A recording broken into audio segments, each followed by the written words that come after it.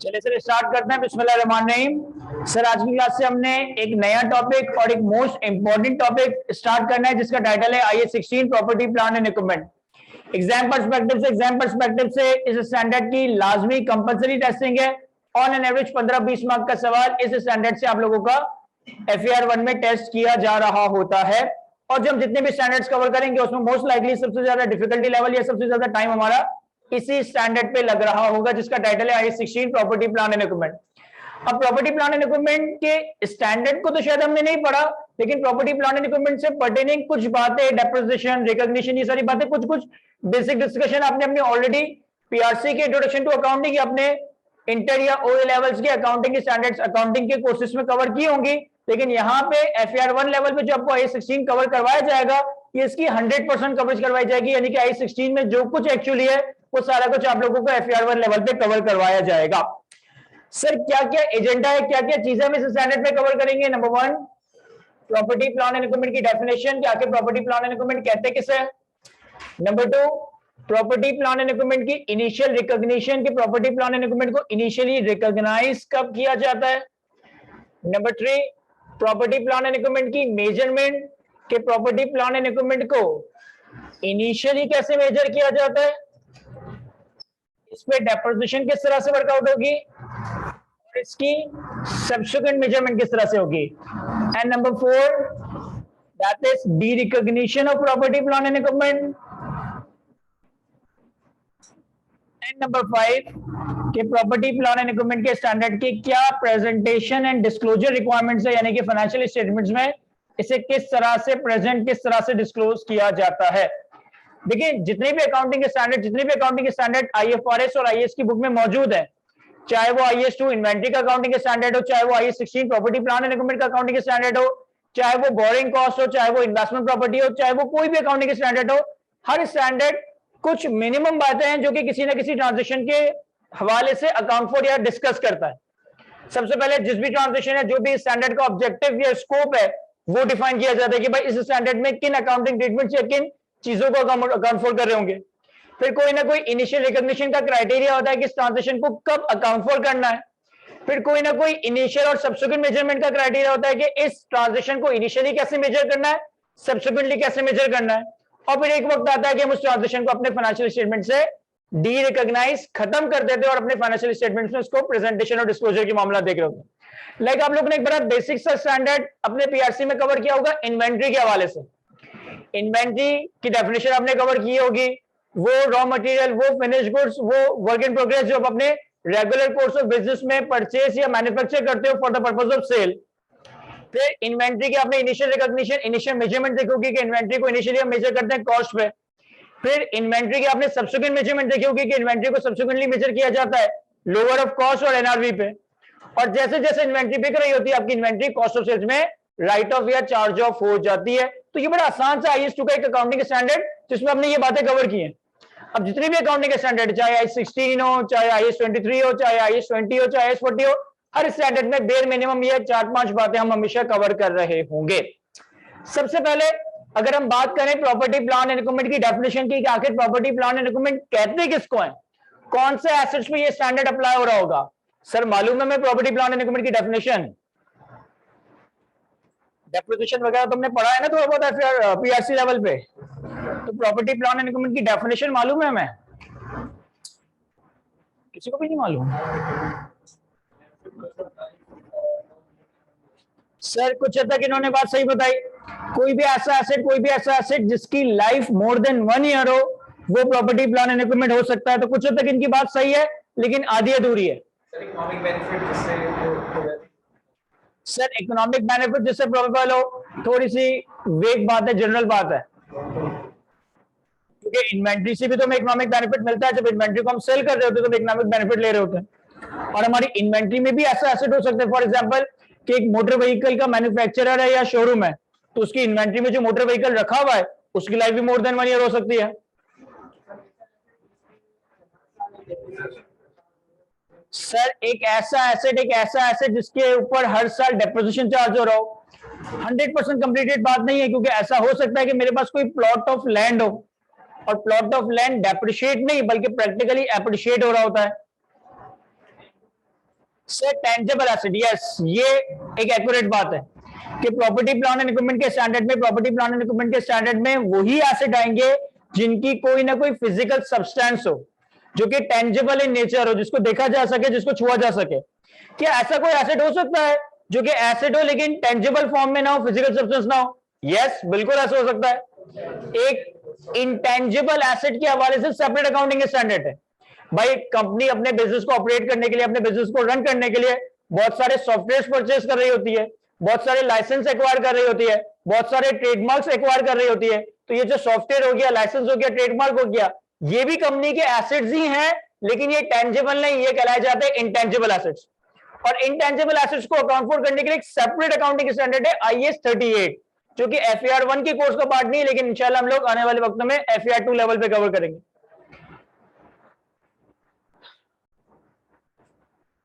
आवाज आ रही है ऑनलाइन वालों को?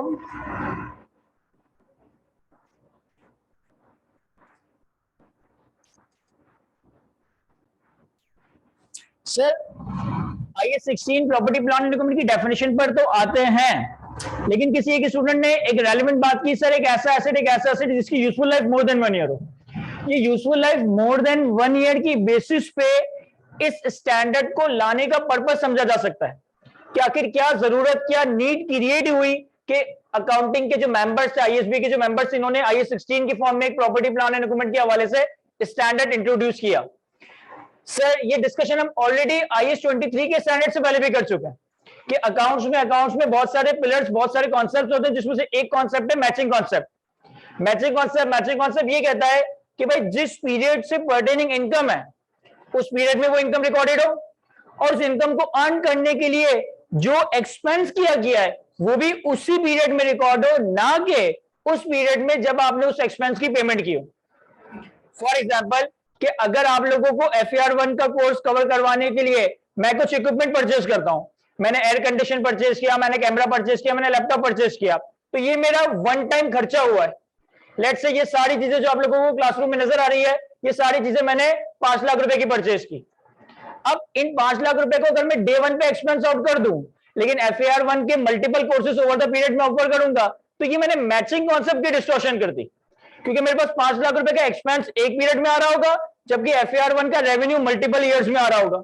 तो इसी कॉन्सेप्ट को इंटैक्ट रखने के लिए, इसी कॉन्सेप्ट को बरकरार रखने के लिए एक स्टैंडर्ड इंट्रोड्यूस किया गया, that is called IAS 16 property plan and equipment. Simple सा एजेंडा है, सिंपल सा ऑब्जेक्टिव IAS 16 के पीछे कि यार अगर कोई ऐसा एसेट परचेज किया जा रहा है जिससे इकोनॉमिक बेनिफिट भी मोर देन 1 ईयर लिया जा रहा है, तो फिर उसको एक्सपेंस आउट भी किसी एक पीरियड में नहीं, बल्कि over the period of time, over the period of years करना चाहिए, जैसे जैसे आप उससे इकोनॉमिक बेनिफिट हासिल कर रहे हो। अगर मैं 5 लाख रुपए में लैपटॉप परचेज कर रहा हूँ, इसी परचेज कर रहा हूँ, कैमरा परचेज कर रहा हूँ, और मुझे पता है कि यार अगले 3 सालों तक मैं 6 FAR 1 के बैचेस इन इक्विपमेंट से यूज कर सकता हूं, इस्तेमाल करके इन इक्विपमेंट्स के थ्रू FAR 1 के बैचेस कंडक्ट कर सकता हूं, तो इस 5 लाख रुपए को भी मुझे डे 1 पे एक्सपेंस आउट नहीं करना चाहिए, बल्कि over the period of 3 years expense out करना चाहिए। इस ऑब्जेक्टिव, इस एजेंडा के तहत IAS 16 का स्टैंडर्ड बनाया गया है। आप लोगों के साथ एक प्रेजेंटेशन शेयर हुई है सर, अपने पास प्रेजेंटेशन फॉर द टाइम भी मोबाइल में ओपन करते हैं। आप लोगों को हार्ड कॉपी भी आज की क्लास में मिल जाएगी। जरा IAS 16 property plan and equipment की स्टैंडर्ड की सेकंड स्लाइड पर आए, जहां पे प्रॉपर्टी प्लान एंड इक्विपमेंट की डेफिनेशन आ रही है।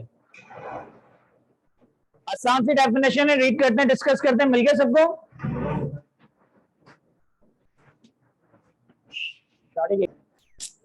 Sir property plan and equipment की डेफिनेशन रीड करता हूं और साथ साथ डिस्कस करते हैं। कहता है property plan and equipment is a tangible item. तो जैसा कि एक स्टूडेंट ने कहा कि एक ऐसा एसेट जो कि टेंजिबल फॉर्म रखता हो, जिसकी कोई फिजिकल सब्सटेंस हो, जिसे देखा जा सके, जिसे छुआ जा सके, तो IAS 16 के स्कोप में पहले तो वो एसेट्स आएंगे जो कि टेंजिबल इन नेचर है।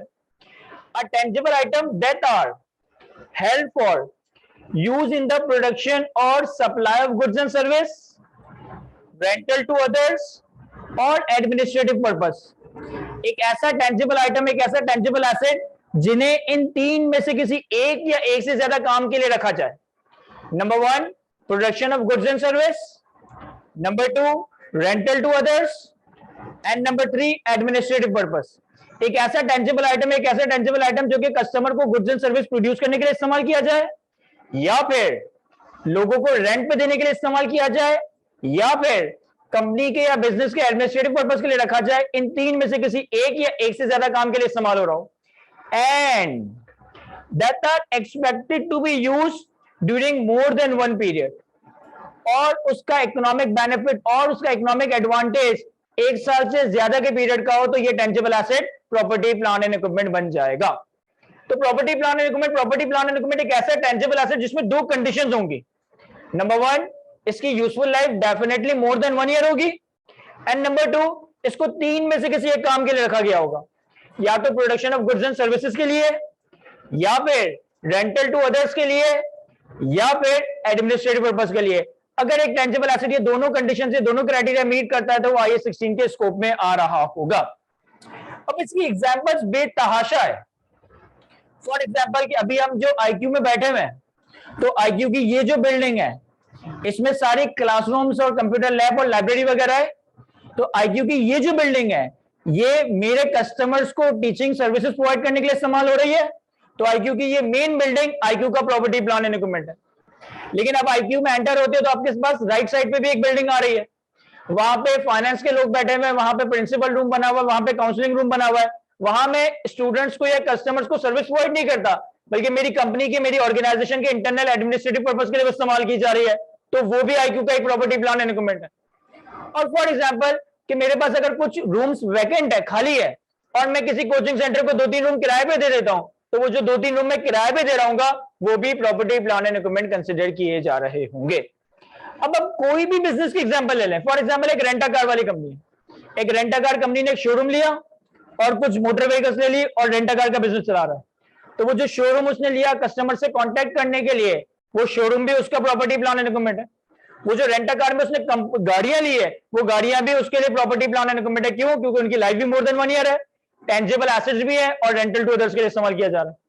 फॉर एग्जाम्पल कोई फैक्ट्री है, तो फैक्ट्री की जमीन, फैक्ट्री की बिल्डिंग, फैक्ट्री की प्लांट एंड मशीनरी, फैक्ट्री का एडमिन ऑफिस, फैक्ट्री का मैनेजमेंट ऑफिस, ये सारी चीजें property plan and equipment consider की जाएगी। रीजन भी टेंजिबल भी है, useful life more than 1 year भी है, या तो production of goods and service के लिए इस्तेमाल हो रही है, या एडमिनिस्ट्रेटिव पर्पस के लिए इस्तेमाल हो रही है, या फिर रेंटल टू अदर्स के लिए इस्तेमाल हो रही है। तो ये सारी चीजें प्रॉपर्टी प्लान एंड इक्विपमेंट के स्टैंडर्ड के तहत अकाउंट फॉर की जाएगी।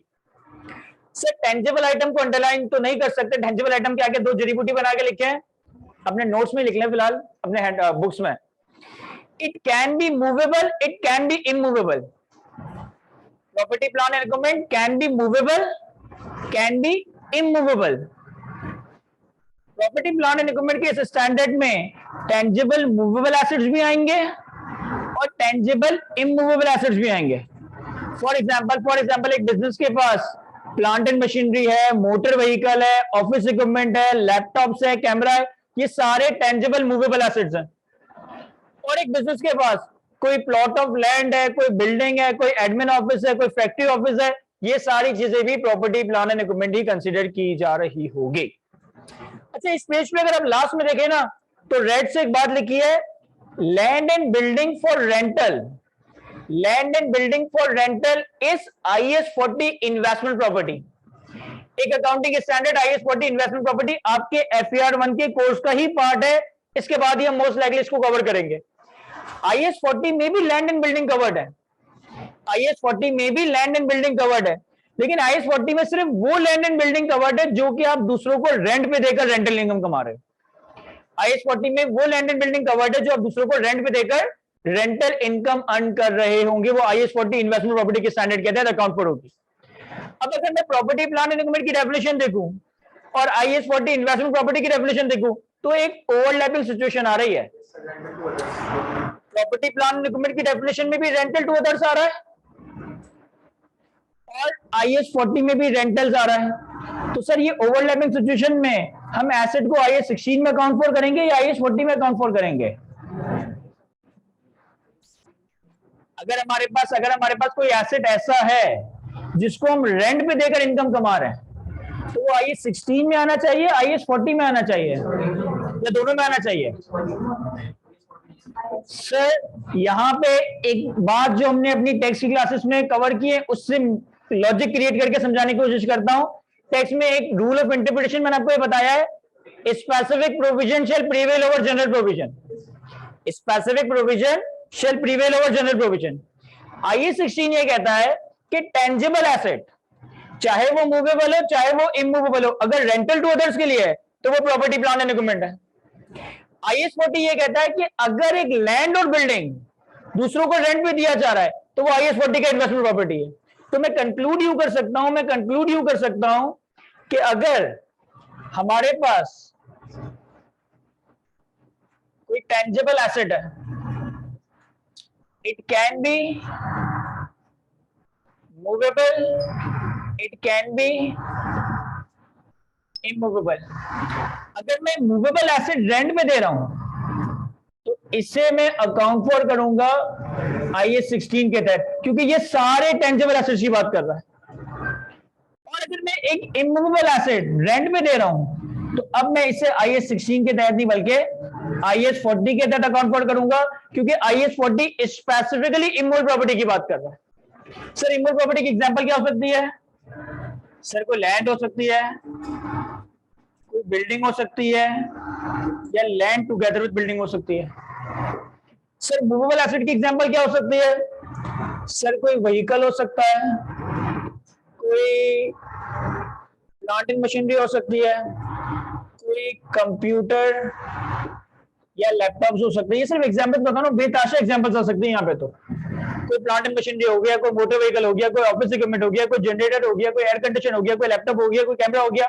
ये सारी चीजें टेंजिबल मूवेबल एसेट्स हैं। इमूवेबल प्रॉपर्टीज में या तो लैंड होगा या बिल्डिंग होगी, या लैंड एंड बिल्डिंग दोनों ही चीजें आ रही होंगी। तो सर अगर कोई इमूवेबल प्रॉपर्टी रेंट में दी जा रही है तो उसके लिए एक स्पेसिफिक अकाउंटिंग स्टैंडर्ड IAS 40, इसे IAS 40 के तहत ही अकाउंट फॉर करेंगे। लेकिन कोई और टेंजिबल एसेट अगर रेंट पे भी दिया जा रहा है तो ये फिर IAS 16 के तहत अकाउंट फॉर किया जा रहा होगा। कॉपी कर लीजिएगा इस बात को लाजमी। सर एक स्टूडेंट ने सवाल पूछा, एक ऐसा एसेट्स जो कि मूवेबल है लेकिन इजीली मूवेबल ना हो, उसको कहां अकाउंट फॉर करना चाहिए, IAS 16 में या IAS 40 में? फॉर एग्जांपल बहुत सारी plant and machinery, heavy plant and machinery होती है। लाइक अगर किसी फैक्ट्री में जाते हो और वहां कोई हैवी प्लांट एंड मशीनरी है जिसको मूव करना इजीली पॉसिबल नहीं है, तो for the purpose of accounting इसको मूवेबल कहेंगे या इमूवेबल कहेंगे? Sir for the purpose of accounting हम इसे मूवेबल एसेट कहेंगे। जब मैं बात करूंगा इमूवेबल की, तो मैं लैंड और बिल्डिंग की बात कर रहा हूं। जब मैं बात करूंगा इमूवेबल की तो मैं लैंड और बिल्डिंग की बात कर रहा हूं। मैं हैवी प्लांट एंड मशीनरी जिसको इजीली मूव नहीं किया जा सकता उसकी बात नहीं कर रहा। इवन अगर आप लोगों को कभी इत्तेफाक हुआ हो नेशनल ज्योग्राफिक वगैरह देखने का, तो अब तो बिल्डिंग्स भी मूवेबल है।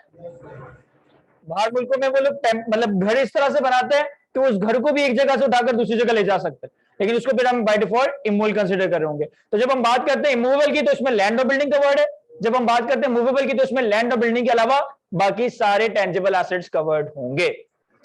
क्या लैंड एंड बिल्डिंग, सुनिएगा, क्या लैंड एंड बिल्डिंग हमेशा IAS 40 में आएगा, कभी IAS 16 में नहीं आएगा? आ सकता है, बिल्कुल आ सकता है। अगर एक लैंड एंड बिल्डिंग रेंट में दिया गया है तो IAS 40 में आएगा, लेकिन अगर एक लैंड एंड बिल्डिंग आपकी एडमिनिस्ट्रेटिव ऑफिस के तौर पे इस्तेमाल हो रहा है, कस्टमर को गुड्स एंड सर्विस प्रोड्यूस करने के लिए इस्तेमाल हो रहा है, तो फिर वो IAS 40 का इन्वेस्टमेंट प्रॉपर्टी नहीं है, फिर वो property plan and equipment he consider किया जा रहा होगा। दोबारा से एक दफा डेफिनेशन रीड करता हूं। What is property plan and equipment? Property plan and equipment are tangible items that are held for use in the production or supply of goods or service, rental to others or administrative purposes, and are expected to be used during more than one period. Land and building that is used for rentals are covered under IAS 40, that is investment property. तो हमने सबसे पहले बड़ी आसान सी चीज cover की कि property plan and equipment की डेफिनेशन क्या है। अब सेकंड स्लाइड पर अगर हम आए तो हमारे पास आ रहा है प्रॉपर्टी प्लान एंड इक्विपमेंट का रिकॉग्निशन क्राइटेरिया। हमारे पास आ रहा है प्रॉपर्टी प्लान एंड इक्विपमेंट का रिकॉग्निशन क्राइटेरिया कि किस वक्त, किस अमाउंट में नहीं, किस वक्त आपने एक प्रॉपर्टी प्लान एंड इक्विपमेंट को अपनी बुक्स में रिकॉर्ड करना है। सर ये इतनी मुश्किल बात क्यों है? जिस वक्त मैं property plan and equipment purchase करूं उसी वक्त रिकॉर्ड कर लूं। ये तो नॉर्मल ट्रांजेक्शन में हो रहा है ना कि आपने जिस वक्त प्रॉपर्टी प्लांट इक्विपमेंट बाय किया आपने उस वक्त रिकॉर्ड कर लिया, लेकिन प्रैक्टिकली ट्रांजेक्शंस कॉम्प्लेक्स हो सकती है। भाई फॉर एग्जांपल मैं यहाँ आईक्यू में बैठा हुआ हूँ, मैंने अपने एडमिन के बंदे को कहा कि भाई सदर में जो वो इलेक्ट्रॉनिक मार्केट है वहां से एसी परचेज करके आ जाओ, और मैंने उसको रात के 10:30-11 बजे एसी परचेज करने के लिए भेजा, और उसने 10:30-11 बजे एसी परचेज कर लिया, लेकिन 12 बजे ईयर एंड आ गया, 31 दिसंबर आ गया, और एसी आईक्यू को रात के 2 बजे डिलीवर हो रहा है। तो क्या मुझे एसी 31 दिसंबर पे रिकॉर्ड करना चाहिए या अगले दिन रिकॉर्ड करना चाहिए? क्या मुझे एसी जब दुकान वाले से मेरे एडमिन के बंदे ने परचेज कर लिया उस वक्त रिकॉर्ड करना चाहिए, या जब वो एसी आईक्यू के प्रीमिसेस में आ गया उस वक्त रिकॉर्ड करना चाहिए? अच्छा, ये तो 2 घंटे का फर्क है ना। प्रैक्टिकली तो ऐसा हो सकता है ना कि मैं कोई प्लांट एंड मशीन इंपोर्ट करवाऊं। अब मैंने लेट से जर्मनी से कोई प्लांट एंड मशीन इंपोर्ट करवाई, तो एक वक्त पे जर्मनी के सप्लायर ने वो प्लांट एंड मशीनरी जर्मनी के पोर्ट पे लाकर रख दी होगी, फिर वो जर्मनी के पोर्ट से कराची पोर्ट आएगी, फिर कराची पोर्ट से मेरे फैक्ट्री में आएगी, और फिर फैक्ट्री में इंस्टॉल होगी। इसमें नंबर ऑफ डेज डिफरेंट हो सकता है। तो मुझे उस प्लांट एंड मशीनरी को कब रिकॉर्ड करना चाहिए? जब मैंने जर्मन पोर्ट पे डिलीवर करवा दी, या जब वो मशीनरी कराची पोर्ट पे डिलीवर हुई, या फिर वो मशीनरी मेरे फैक्ट्री में आकर इंस्टॉल हो जाती है? सर, ये डिपेंड करता है कि आपकी ट्रांजैक्शन किस तरह की है। यहां पे हम कोई एक कंक्लूसिव आंसर नहीं दे सकते, ये डिपेंड करता है कि आपकी ट्रांजैक्शन का नेचर क्या है। थोड़ी सी प्रैक्टिकल बात है, लेकिन डिस्कस करते हैं, इंपॉर्टेंट बात है। जितने भी इंपोर्ट एक्सपोर्ट की बिजनेसेस होते हैं ना, जितने भी इंपोर्ट एक्सपोर्ट की बिजनेसेस होते हैं, इसमें प्राइसिंग के दो तरीकेकार होते हैं। इसमें प्राइसिंग के दो तरीकेकार होते हैं। एक होता है एफओबी, एक होता है सीएनएफ। किसी ने नाम सुना है इस तरह का, एफओबी और सीएनएफ? एफओबी का मतलब होता है फ्रेट ऑन बोर्ड, और सीएनएफ का मतलब होता है कॉस्ट, इंश्योरेंस एंड फ्रेट। अब इन दोनों के अरेंजमेंट को समझिएगा। अगर मैं पाकिस्तान में हूं और मैं एक मशीनरी इंपोर्ट कर रहा हूं जर्मनी से, और अगर मेरा अरेंजमेंट, मेरा प्राइसिंग अरेंजमेंट जर्मन सप्लायर के साथ एफओबी अरेंजमेंट होगा ना, तो जर्मन सप्लायर की जिम्मेदारी है कि वो मशीनरी को सिर्फ जर्मन पोर्ट तक लाके रख देगा। अब जर्मनी से कराची पोर्ट तक लाना और कराची पोर्ट से अपने फैक्ट्री गोडाउन तक लाना, ये मेरी जिम्मेदारी है। मैंने इसको किस चीज के पैसे दिए? सिर्फ सामान के। तो German supplier would be responsible to dispatch such plant and machinery at the German port. लेकिन अगर यही अरेंजमेंट, अच्छा, अब जर्मन पोर्ट ने यहां लाके रख दिया, लेट्स से कि जब वो समंदर के रास्ते पाकिस्तान आ रही थी, रास्ते में वो शिप डिस्ट्रॉय हो जाता है, या रास्ते में शिप पे वो जो समंदर के डाकू होते हैं, पायरेट्स, पायरेट्स उस पर कब्जा कर लेते हैं, तो वो सारा नुकसान मेरा नुकसान है। क्यों? क्योंकि मैंने जिम्मेदारी किसकी चीज की ली है? फ्रेट ऑन बोर्ड, कि जर्मन पोर्ट अपने सप्लाई, अपने पोर्ट तक लाके रख देगा जर्मन सप्लायर, और उसे घर तक लेकर आना मेरी जिम्मेदारी है। तो अगर रास्ते में कुछ हो जाता है तो वो मेरा नुकसान है। लेकिन अगर मैं अरेंजमेंट कर रहा हूं CNF, cost, insurance and freight, तो इसका मतलब है कि जो जर्मन सप्लायर है वो कराची के पोर्ट तक वो मशीनरी छोड़कर जाएगा। क्यों? क्योंकि प्राइसिंग में कॉस्ट भी कवर्ड है, इस रास्ते की इंश्योरेंस भी कवर्ड है, और फ्रेट चार्जेस भी कवर्ड है, ट्रैवलिंग का खर्चा भी कवर्ड है। तो अब अगर ये दो सिनेरियोस हो, तो तुम्हारा जहन क्या कहता है कि प्लांट एंड मशीनरी कब रिकॉर्ड करना चाहिए? हमें इस एसेट को कब रिकॉर्ड करना चाहिए? ऊपर वाले में जब वो जर्मन पोर्ट तक आ जाए, और इस वाले में? जबरदस्त, बिल्कुल सही बताया सर आपने। अगर मेरा arrangement freight on board basis पे है, तो एक तरीके से जिस वक्त वो plant and machinery German port पर आई, रिस्क एंड रिवॉर्ड मेरा हो गया, मुझे इसी दिन इस एसेट को रिकॉर्ड कर लेना चाहिए। लेकिन अगर arrangement cost, insurance and freight का है, तो यहां पे मेरी जिम्मेदारी या मेरी बिल्ली कब स्टार्ट हो रही है? जब तक वो कराची ना आ जाए। तो यहां पे मैं एसेट को कराची पोर्ट पे आने पे रिकॉर्ड कर रहा हूँ, ना कि जर्मन पोर्ट पे आने पे।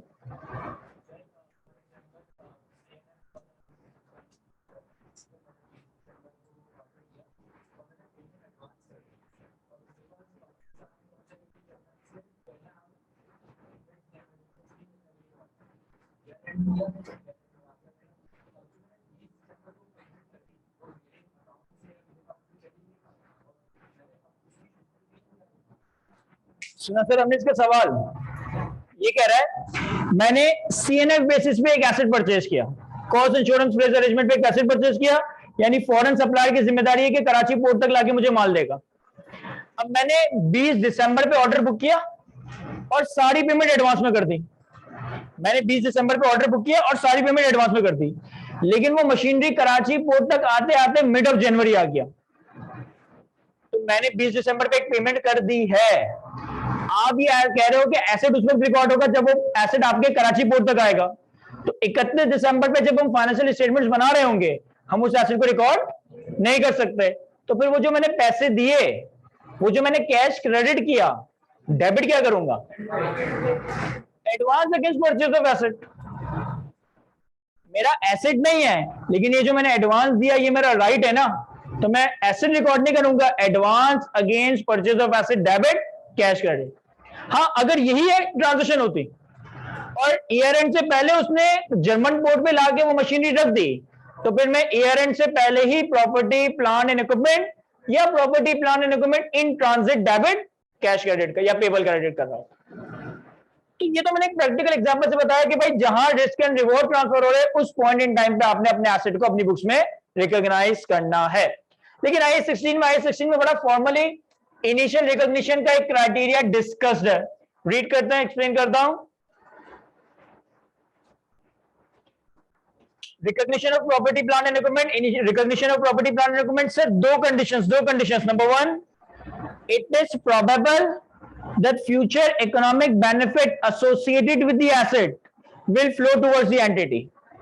It is probable that future economic benefit associated with the asset will flow towards the entity, and the cost of the asset can be reliably measured.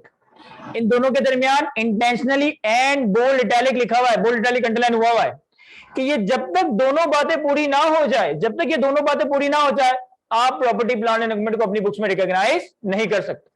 पहली कंडीशन कि इस बात की प्रोबेबिलिटी हो कि यार अब इस एसेट के जो इकोनॉमिक बेनिफिट है ना, उसको कंज्यूम करने का राइट मेरा है। इस एसेट को कब, कहां, कैसे इस्तेमाल करना है, इस चीज का कंट्रोल मेरे पास है, तो मैं कहूंगा it is probable that future economic benefit will flow towards it. भाई यहां पे अगर एफओबी अरेंजमेंट है तो जर्मन पोर्ट तक वो मशीनरी आ गई, अब मेरी जिम्मेदारी है मैं इसे घर लेकर आऊं, रास्ते में डुबो दूं या किसी और मुल्क भेज दूं, लेकिन ये मेरे कंट्रोल में आ गई है। और दूसरी कंडीशन क्या है कि सर उस एसेट की कॉस्ट रिलायबली मेजरेबल हो। सर आई16 से तो ताल्लुक नहीं रखता, लेकिन यहां पे कॉन्सेप्ट रेलेवेंट बनता है तो मैं आपको एक्सप्लेन करता हूं। हमने आई2 फाइनेंस स्टार्ट किया अक्टूबर या सितंबर 2020 या 2020 में, और टीचिंग सर्विसेज भी प्रोवाइड की, बहुत सारा इंफ्रास्ट्रक्चर भी क्रिएट किया, वक्त के साथ साथ हमारी जो टीम थी वो भी ग्रो की।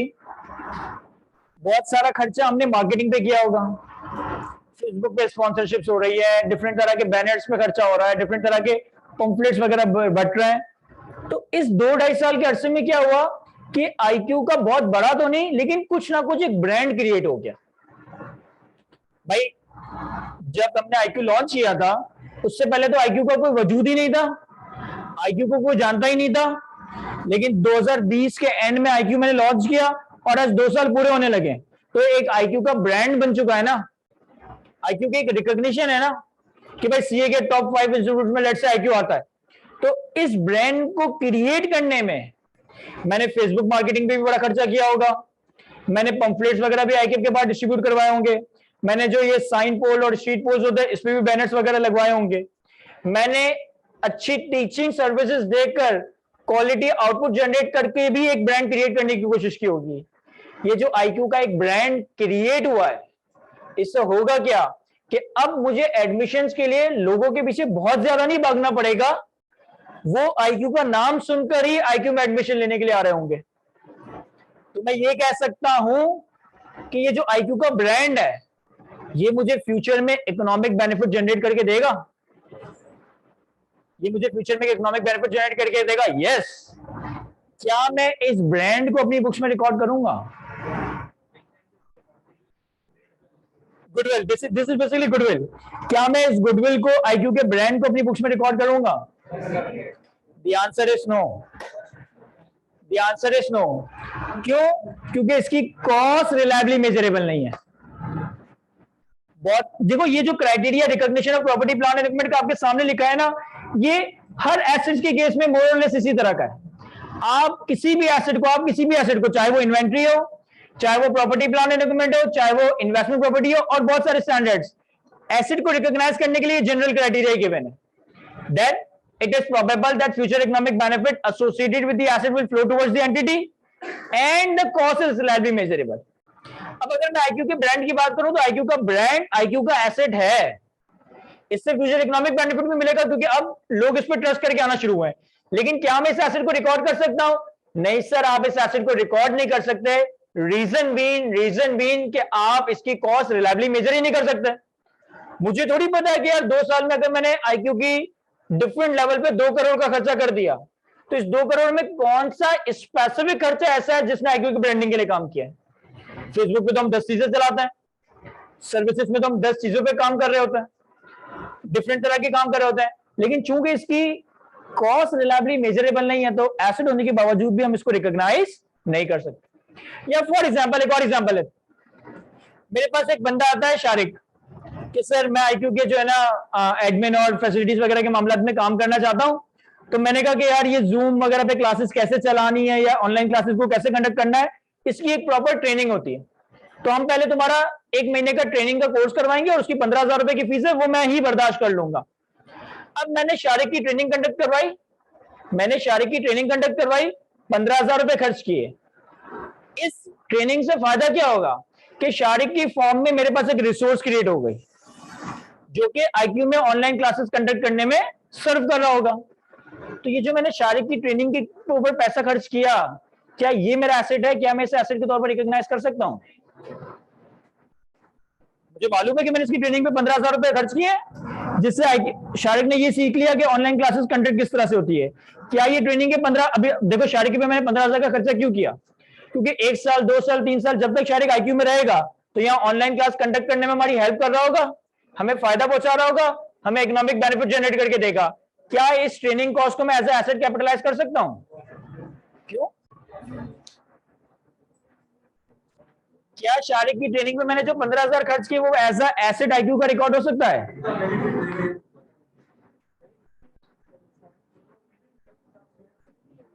सर किसी ने कहा मेजर नहीं कर सकता, मैंने 15,000 की ट्रेनिंग करवाई है ना, इसी 15,000 लॉक हो गया। सर ये इन्होंने एग्जाम्पल बड़ी एक्यूरेट दी है। शारिक के ऊपर जो खर्चा हुआ है 15,000 का, ये कॉस्ट रिलायबली मेजरेबल है, लेकिन शारिक को मैं कंट्रोल नहीं कर सकता। ये कल छोड़ के चला जाए, खुदा ना खास्ता इसका इंतकाल हो जाए, खुदा ना खास्ता ये पागल हो जाए, तो ये रिसोर्स है। जब तक मेरे साथ, अच्छा ये रिसोर्स है, इसके ऊपर खर्चा भी हुआ है, कॉस्ट रिलायबली मेजरेबल भी है, लेकिन ये कॉस्ट मेरे कंट्रोल में नहीं है। ये कल IQ छोड़ के चला जाए, ये कल को मर जाए, ये कल को पागल हो जाए, मैं इसको कंट्रोल नहीं कर सकता हूं। तो दोनों क्राइटेरिया जब तक मीट नहीं होंगे, number 1, it is probable that future economic benefit associated with the asset will flow towards the entity and the cost is reliably measurable. जब तक ये दोनों कंडीशंस पूरी ना हो, हम एसेट को रिकॉग्नाइज नहीं कर सकते हैं। सर शारिक को मैंने बेड़िया बांध दी और 5 साल तक ये बेड़िया नहीं खुलेंगी, तो क्या मैं शारिक का एसेट रिकॉर्ड कर सकता हूं शारिक के नाम से?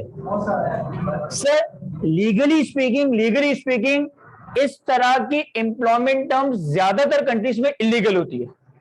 लीगली स्पीकिंग इस तरह के एम्प्लॉयमेंट टर्म्स के अपने एम्प्लॉय के ऊपर पाबंदी लगाते कि वो छोड़ के नहीं जा सकता, ज्यादातर मुल्कों में इलीगल है। लेकिन अगर किसी कंट्री में लीगल है तो वहां पर भी स्टैंडर्ड डिस्करेज ही करता है कि आप ह्यूमन रिसोर्स को कभी भी ऐसा एसेट रिकॉर्ड ना करो, क्योंकि आप ये तो कंडीशन लगा सकते हो कि छोड़ के ना जाए, शारिक छोड़कर ना जाए, लेकिन ये पागल या मर तो सकता है ना, उसमें तो मेरा कोई कंट्रोल नहीं है। कोई और सवाल किसी? कंट्रोल ही नहीं है ना मेरा, हम रिकॉर्ड ही नहीं कर सकते ऐसा एसेट। सर इस तरीके से तो सारे एसेट कभी ना कभी खराब हो सकते हैं। भाई ये एसी अभी चलते चलते खराब हो जाए, अर्थक्वेक आ जाए या कुछ भी हो जाए, यस वो तो बिल्कुल हो सकता है, लेकिन जो हम देख सकते जितना, उसमें तो पॉसिबल ये नजर आ रहा है कि इसका इकोनॉमिक बेनिफिट मेरे कंट्रोल में, कब इसको ऑन करना है, कब नहीं करना है, कब चलाना है, किस टेम्परेचर पे चलाना है, आईक्यू को कब शारी को कब चलाना है, कितना तेज चलाना है, ये सारी चीजें मेरे कंट्रोल में सच नहीं है। एनीवे तो हमारे पास अब तक हमने सिर्फ दो इंपॉर्टेंट कॉन्सेप्ट कवर किए। Number one, definition of property plan and equipment.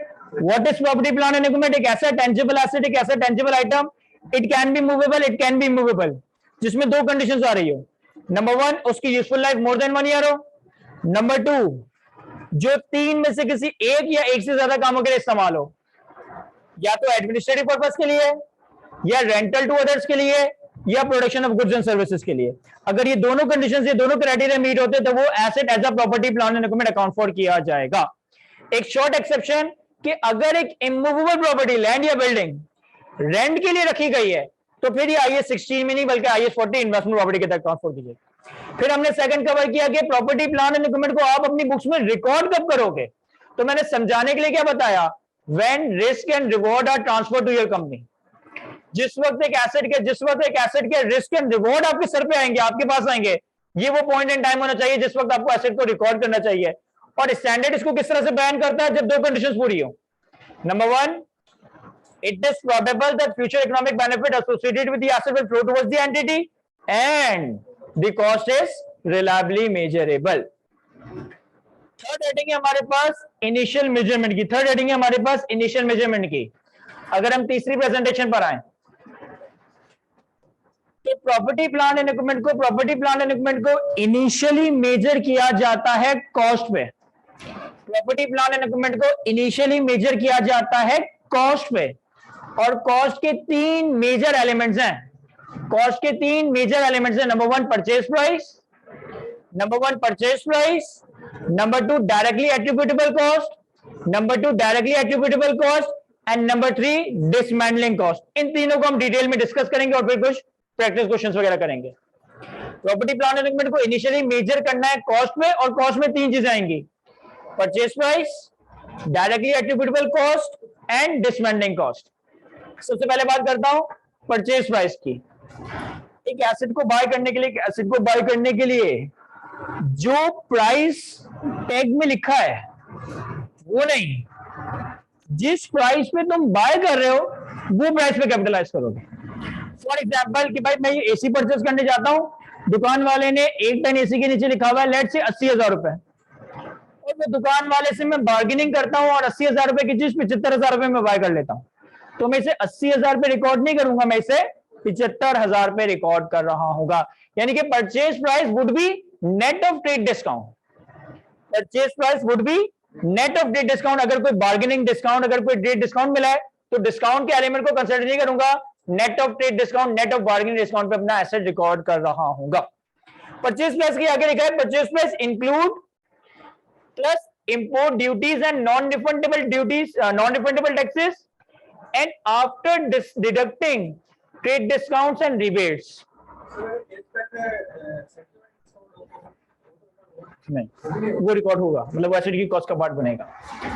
Sir cost में पहला एलिमेंट है परचेज प्राइस में लिखा हुआ है include import duties and non refundable taxes after deducting trade discount and rebates. अब इसका क्या मतलब है, देखिए अगर एक एसेट को बाय करने के लिए आप कोई ना कोई परचेज प्राइस पे करते हो, तो ये जो परचेज प्राइस है इसमें अगर कोई non refundable taxes and duties हैं तो ये एसेट की कॉस्ट का पार्ट बनेंगे। कोई रिफंडेबल टैक्सेस एंड ड्यूटीज हैं तो ये एसेट की कॉस्ट का पार्ट नहीं बनेंगे। और कोई ट्रेड डिस्काउंट वगैरह है तो ये भी एसेट की कॉस्ट का पार्ट नहीं बनेगा। अब ट्रेड डिस्काउंट तो हम समझते हैं जो बार्गेनिंग करके आप डिस्काउंट ले लेते हो। Non refundable taxes and duties and refundable taxes and duties, इसको थोड़ा समझना इस लेवल पे मुश्किल है क्योंकि हमें इतना ज्यादा टैक्सेस का आइडिया नहीं है। सर टैक्स में मैंने आपको किसी जगह पे ये बात बताई होगी कि पाकिस्तान में अराउंड 46-47 डिफरेंट टाइप के टैक्सेस हैं जो कि डिफरेंट स्टेट्स पे लग रहे होते हैं। फॉर एग्जांपल जब आप कोई चीज मार्केट से खरीदने जाते हो ना तो उस चीज की परचेज पे जनरली आप सेल्स टैक्स पे कर रहे होते हो या फेडरल एक्साइज ड्यूटी पे कर रहे होते हो। ये तो दो एग्जांपल्स थी। मैं और आप अगर मार्केट से कोई गुड्स खरीदने जाएं तो हमें उसकी परचेज के ऊपर सेल्स टैक्स या फेडरल एक्साइज ड्यूटी भरना पड़ता है। लेकिन इन टोटलिटी पाकिस्तान में अराउंड 46-47 टाइप के बहुत सारे टैक्सेस हैं। इन टैक्सेस में से कुछ टैक्सेस को कहा जाता है रिफंडेबल, कुछ को कहा जाता है नॉन रिफंडेबल। फॉर एग्जाम्पल, मैंने कोई प्लांट एंड मशीनरी इंपोर्ट करवाई, तो जब मैं प्लांट एंड मशीनरी इंपोर्ट करवाता हूं ना, तो उसकी इंपोर्ट के ऊपर मुझे कस्टम ड्यूटी देनी पड़ती है। Custom duty is an example of non refundable tax, कि मैं जो कस्टम ड्यूटी पे करता हूं मुझे इसका कोई रिफंड नहीं मिलता, ये एक नॉन रिफंडेबल टैक्स है। लेकिन जब मैं प्लांट एंड मशीनरी पाकिस्तान में इंपोर्ट करवाता हूं तो इसकी इंपोर्ट में मुझे एक एडवांस इनकम टैक्स भी देना पड़ता है। Advance income tax is an example of refundable tax. आपको याद होगा कि जो मैंने आप लोगों को टैक्स की क्लासेस में कंप्यूटेशन ऑफ टैक्स लायबिलिटी का फॉर्मेट डिस्कस किया है। सैलरी से लेकर टैक्स लायबिलिटी तक हम कैलकुलेट करते हैं, सबसे लास्ट में एक चीज माइनस करता है, withholding taxes and advance taxes. वो विदहोल्डिंग टैक्सेस और एडवांस टैक्सेस क्या है कि पूरे साल तुमने जितनी ट्रांजेक्शंस के ऊपर एडवांस में गवर्नमेंट ऑफ पाकिस्तान को इनकम टैक्स पे किया है, उससे तुम अपने रिटर्न ऑफ इनकम में लास्ट में एडजस्ट कर सकते हो। तो ये एक एग्जांपल है रिफंडेबल टैक्सेस एंड ड्यूटीज। इसी तरह आने वाले वक्तों में जब मैं सेल्स टैक्स कवर करवाऊंगा तो सेल्स टैक्स में भी ये बात समझाऊंगा, अभी तो मैं सिर्फ नाम ले रहा हूं कि सेल्स टैक्स और advance income tax is an example of refundable tax, whereas custom duty is an example of non refundable tax. तो परचेज प्राइस में अगर आपको कोई ट्रेड डिस्काउंट मिलता है, ये कॉस्ट का पार्ट नहीं बनेगा। परचेज प्राइस के साथ आपको रिफंडेबल टैक्सेस एंड ड्यूटीज देते हो, ये कॉस्ट का पार्ट नहीं बनेगा। परचेज प्राइस के साथ आप कोई non refundable taxes and duties देते हो, तो ये एसेट की कॉस्ट का पार्ट बन रहा होगा। क्या ये बात समझ आती है? मैं सर सेकंड एलिमेंट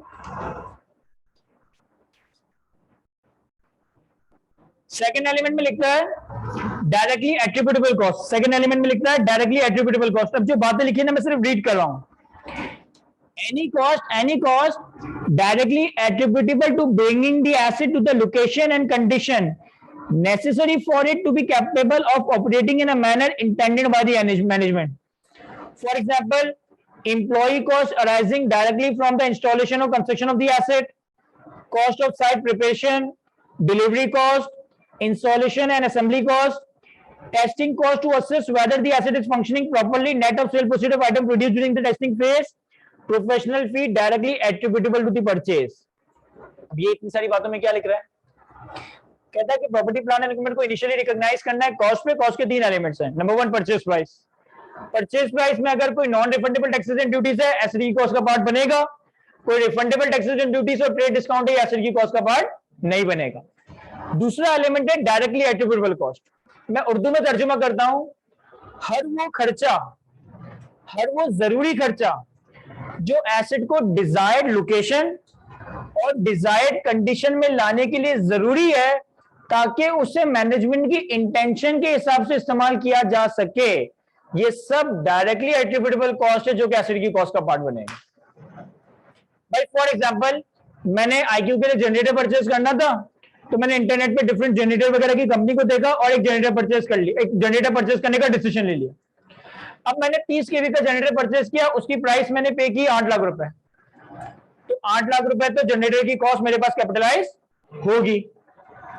लेकिन फिर फैक्ट्री से आईक्यू के कैंपस तक जनरेटर लेकर आया, तो मैंने शेजॉर ट्रक बुक करवाया, उसको 10,000 रुपए दिए। अब ट्रक यहां तक तो आ गया, लेकिन मेरे एडमिन के बंदे तो उसको उठा के नीचे नहीं रख सकते, तो फिर मैंने उसके लिए क्रेन मंगवाई। क्रेन वाले ने शेजॉर ट्रक से जनरेटर उठा के जो भी उसका प्लेटफॉर्म बना है वहां पे रखा, उसको मैंने 15,000 रुपए दिए। अब जनरेटर लग गया, चल नहीं सकता। मैंने एक इलेक्ट्रिशियन को बुलाया, वायरिंग वगैरह परचेज की और पूरे कैंपस में जनरेटर की वायरिंग करवाई। अभी भी जनरेटर को फौरन चला देना रिस्की है, पहले इसका ट्रायल रन भी करना पड़ेगा। मैंने रहीम को भेजा कि यार एक काम करो, 5,000 रुपए का पेट्रोल डीजल लेकर आओ और पेट्रोल डीजल ला के इसको चला के चेक करते हैं। और फिर हमने 5,000 रुपए का पेट्रोल डीजल पे खर्चा किया, सारी चीजें चेक कर ली। अब ये जनरेटर रेडी हो गया कि आईक्यू के बिजनेस में इस्तेमाल हो सकता है। तो एक एसेट को डिजायर्ड लोकेशन और डिजायर्ड कंडीशन में लाने के लिए वो सारे खर्चे जो कि जरूरी थे, वो सारी चीजें एसेट की कॉस्ट का पार्ट बन रही होगी। इसमें ट्रैवलिंग कॉस्ट आ सकती है, इसमें डिलीवरी कॉस्ट आ सकती है, इसमें इंस्टॉलेशन कॉस्ट आ सकती है, इसमें टेस्टिंग कॉस्ट आ सकती है, इसमें कोई legal and professional, for example आप जब बिल्डिंग वगैरह खरीदते हो तो आप ब्रोकर को एक कमीशन दे रहे होते हो, प्रॉपर्टी ट्रांसफर में टैक्सेस और स्टैंप ड्यूटीज वगैरह पे कर रहे होते हो, तो इसमें लीगल और प्रोफेशनल चार्जेस हो सकते हैं। यानी कि बताने का मकसद ये है कि हर वो जरूरी खर्चा जो एक एसेट को डिजायर्ड लोकेशन और डिजायर्ड कंडीशन में लाने के लिए जरूरी था, ये एसेट की कॉस्ट का पार्ट बन रहा होगा। क्या ये बात समझ आती है? मैं सर व्हाट इफ कि जिस शेजोर ट्रक में हमने जनरेटर लोड करवाया, रास्ते में वो कोई सिग्नल तोड़ दे और 1000 रुपए का चालान कट जाए, क्या ये 1000 रुपए का चालान इस जनरेटर की कॉस्ट में कैपिटलाइज होना चाहिए? सर ये एबनॉर्मल लॉस है, ये एसेट की कॉस्ट का पार्ट हर जरूरी खर्चे की बात हो रही है। अगर तुम रास्ते में चाय पीने लग जाते हो, या रास्ते में चालान कट जाता है, या रास्ते में तुम ट्रक का एक्सीडेंट कर देते हो, तो अगर इस तरह के एबनॉर्मल खर्चे हो रहे हैं तो ये एसेट की कॉस्ट का पार्ट नहीं बन रहा होगा। डायरेक्टली एट्रिब्यूटेबल कॉस्ट में अगर तुम रीड करो तो सेकंड लास्ट बुलेट आ रहा है, testing cost to assess whether the asset is functionally properly, net of sale proceed of item produce during the testing phase. इसका क्या मतलब है? फॉर एग्जाम्पल मैंने और रहीम ने सोचा कि यार आईक्यू से तो एसेट को इनकम हो नहीं रही, हम एक काम करते हैं कैंटीन का ठेका खुद ही ले लेते हैं। तो मैंने और रहीम ने डिसाइड किया कि मैं और रहीम बैठ के कैंटीन भी चलाएंगे आईक्यू में। अब हमने सोचा कि यार सबसे ज्यादा फायदा या सबसे ज्यादा बच्चे क्या चीज खाते हैं, तो हमें पता चला कि वो बच्चे जो है ना फ्रेंच फ्राइज बड़ा शौक से खाता है। अब हमने तो कभी घर में पानी का ग्लास भी नहीं भरा, हमें तो पता ही नहीं कि आलू छीलते कैसे, आलू काटते कैसे और उसको तेल में कैसे डालेंगे और कैसे फ्राइज बनेंगे। तो अब क्या करें?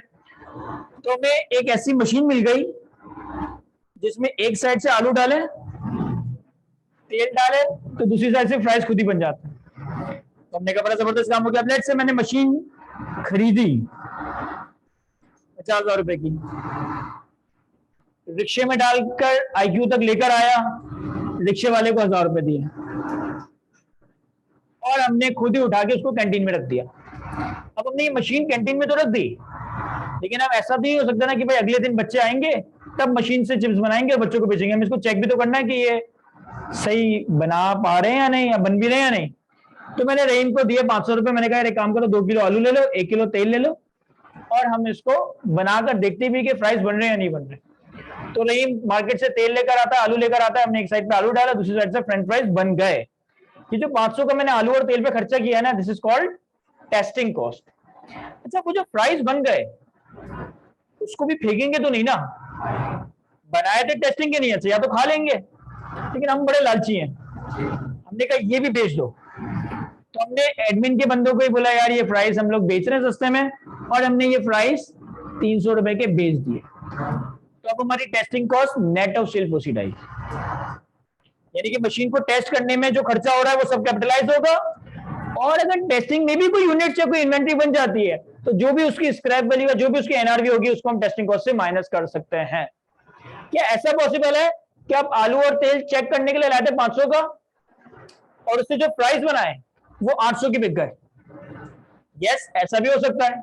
तो फिर नेगेटिव टेस्टिंग कॉस्ट आ रही होगी, यानी कि 500 माइनस 800 माइनस 300, फिर वो माइनस 300 एसवी की कॉस्ट में कैपिटलाइज हो रहा होगा। क्या ये समझ आता है? मैं दोबारा से रीड करता हूं। Any directly attributable cost to bringing the asset to the location and condition necessary for it to be capable of operating in a manner intended by the management. For example, employee cost arising directly from the installation or construction of the asset. Asset की installation पे, construction पे जितना खर्चा हो रहा है। Cost of site preparation. Cost of site preparation क्या होता है? सर आपने जनरेटर लाके जमीन पे तो नहीं रख दिया होगा ना, आपने वो एक पहाड़ी बनाई होगी ना इस तरह की। तो ये तो बड़ी छोटी सी एग्जांपल है। जब प्रैक्टिकली बड़ी बड़ी इंडस्ट्रीज में, बड़ी बड़ी फैक्ट्रीज में कोई heavy plant and machinery install होती है तो उसको लाके जमीन पे नहीं रख दिया जाता। एट टाइम्स उस मशीनरी को इंस्टॉल करने के लिए हमें प्लेटफॉर्म्स बनाने पड़ते हैं, साइट को प्रिपेयर करना पड़ता है, तो वो सारा खर्चा। डिलीवरी कॉस्ट आई गेस सब लोग समझते हैं। Installation cost and assembly cost, एक एसिड को इंस्टॉल करना, असेंबल करना, testing cost to assess whether the asset is functioning properly, net of proceed of item produced during the testing phase, and professional fees directly attributable to the purchase. अच्छा, ये जो delivery cost आ रहा है ना, इसके आगे अपने हाथों से लिख दें, डिलीवरी कॉस्ट के आगे लिखें and insurance during delivery. Directly attributable cost में जो तीसरा बुलेट आ रहा है डिलीवरी कॉस्ट, इसके आगे अपने हाथों से लिख दें and insurance during delivery, and insurance during delivery. Practically तो अगर आप कराची में कोई चीज खरीद रहे हैं तो रास्ते में उसकी कोई इंश्योरेंस नहीं करवाते, लेकिन जब हम कोई चीज इंपोर्ट एक्सपोर्ट करवाते हैं तो हम उसकी इंश्योरेंस भी करवाते हैं कि रास्ते में अगर कोई चोरी हो गया या शिप डिस्ट्रॉय हो गया तो फिर इसको इंश्योरेंस कंपनी कवर करे। तो वो जो ट्रेवलिंग की इंश्योरेंस का खर्चा है, ये भी एक नेसेसरी डायरेक्टली एट्रिब्यूटेबल कॉस्ट है जो कि एसिड की कॉस्ट का पार्ट बन रहा होगा। और तीसरा एलिमेंट है हमारे पास डिसमेंटलिंग कॉस्ट का। सर डिसमेंटलिंग कॉस्ट वाले कॉन्सेप्ट को मैं डिस्कस करता हूं, लेकिन बहुत ज्यादा थ्योरी हो गई है, तो पहले एक प्रैक्टिस क्वेश्चन देखते हैं। जरा अपने पास प्रैक्टिस सेट 1 की क्वेश्चन नंबर 1 पर आए। अभी कॉस्ट का क्राइटेरिया, कॉस्ट की डेफिनेशन कंप्लीट नहीं हुई। 3 चीजें हैं कॉस्ट में, purchase price, directly attributable cost and dismantling cost. Dismantling cost को मैंने डिस्कस ही नहीं किया। क्वेश्चन नंबर 1 पे आओ। A company has purchased a large item of plant. The following costs were incurred. मिल गया सबको? A company has purchased a large item of plant. The following costs were incurred. List price of the machine 1 million. Trade discount given 50,000. Delivery cost 1 lakh. Installation cost 1,25,000. Cost of site preparation 2 lakh. Architecture fees 15,000. Administrative expense 1.5 lakh. जो para लिखा है इसको हम ignore कर देते हैं फिलहाल। At what amount property plant and equipment should be initially recognise. कह रहा है हमने एक आइटम ऑफ प्लांट मशीनरी खरीदा है, उसमें ये सारे खर्चे हुए हैं, तो किस वैल्यू पे हमें प्रॉपर्टी प्लांट एंड इक्विपमेंट को इनिशियली रिकॉर्ड करना चाहिए। जरा खुद से ही वर्कआउट करके दे दें मुझे। या देखिएगा सर, बड़ा आसान सा सवाल है, मैं सॉल्व करवा देता हूं। सबसे पहले हमने मशीनरी को परचेज करने के लिए लिस्ट प्राइस पे की है 1 मिलियन, तो ये बिल्कुल एसिड की कॉस्ट का पार्ट बनेगा। फिर उसके बाद हमें 50,000 रुपए का डिस्काउंट मिला है, हमें 50,000 रुपए का ट्रेड डिस्काउंट मिला है। क्या ये एसिड की कॉस्ट का पार्ट बनना चाहिए? नहीं सर, तो इसे आप एसिड की लिस्ट प्राइस से माइनस कर दें। उसके बाद आपने डिलीवरी कॉस्ट में 1 लाख रुपए का खर्चा किया है, क्या ये कैपिटलाइज होगा? यस। इंस्टॉलेशन पे 1.25 का खर्चा किया है, क्या ये कैपिटलाइज होगा? Yes. Cost of site preparation पे 2 लाख का खर्चा किया है, क्या ये कैपिटलाइज होगा? यस। आर्किटेक्चर को 15,000 रुपए पे किए, क्या ये कैपिटलाइज होगा? यस। एडमिनिस्ट्रेटिव एक्सपेंस है 1.5 लाख, नहीं सर ये एडमिनिस्ट्रेटिव एक्सपेंस कैपिटलाइज नहीं होगा। तो हमारे पास, मैं एक साथ मर्ज करके लिख देता हूं, डायरेक्टली एट्रिब्यूटेबल कॉस्ट इसमें आ जाएगा 1 लाख 1.25,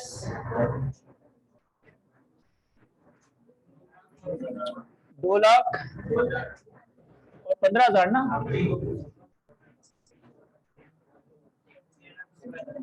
कितना हो गया ये कितना हुआ? अरे ये 440। तो हमारे पास फिलहाल ऐसे की कॉस्ट कितनी आ गई? 13,90,000। लेकिन अभी सवाल यहाँ पे कंप्लीट नहीं हुआ है, मैंने जबरदस्ती का एक न्यूमेरिकल करवाया ताकि सोने लग गए थे हम लोग। Sir property plan and equipment की इनिशियल मेजरमेंट होगी कॉस्ट पे, और कॉस्ट के 3 मेजर एलिमेंट्स हैं, purchase price including non refundable taxes and duties, but net of trade discount and refundable taxes and duties. दूसरा एलिमेंट डायरेक्टली एट्रिब्यूटेबल कॉस्ट, वो सारी cost जो एक एसेट को डिजायर्ड लोकेशन और डिजायर्ड कंडीशन में लाने के लिए जरूरी है ताकि उसे मैनेजमेंट की इंटेंशन के हिसाब से इस्तेमाल किया जा सके। तीसरा एलिमेंट है हमारे पास डिसमेंटलिंग कॉस्ट।